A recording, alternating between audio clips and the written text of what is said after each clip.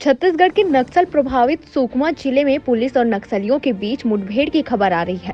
Police की ओर से की गई गोलीबारी में कई नक्सली घायल हुए हैं, वहीं 5 नक्सलियों को गिरफ्तार किया गया है। अभी पुलिस की सर्चिंग जारी है।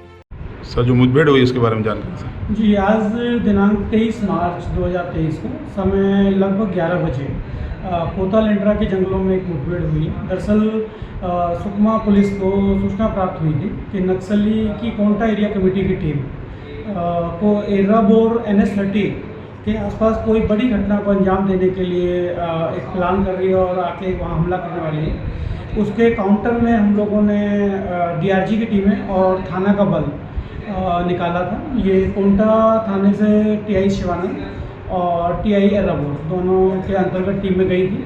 तो हाईवे से लगभग 2.5-3 किलोमीटर अंदर पोता लेंड्रा के जंगलों में वहाँ पे हमारी टीमें जब एरिया को सर्च कर रही थी और एम्बुश में बैठी हुई थी, उस दौरान नक्सलियों की टीम के द्वारा उन पे हमला किया गया, जिसकी जवाबी कार्रवाई में नक्सलियों के पैर उखड़ गए और बहादुरीपूर्ण हमारी सुरक्षा बलों ने उनके इरादों को नेस्तनाबूद किया।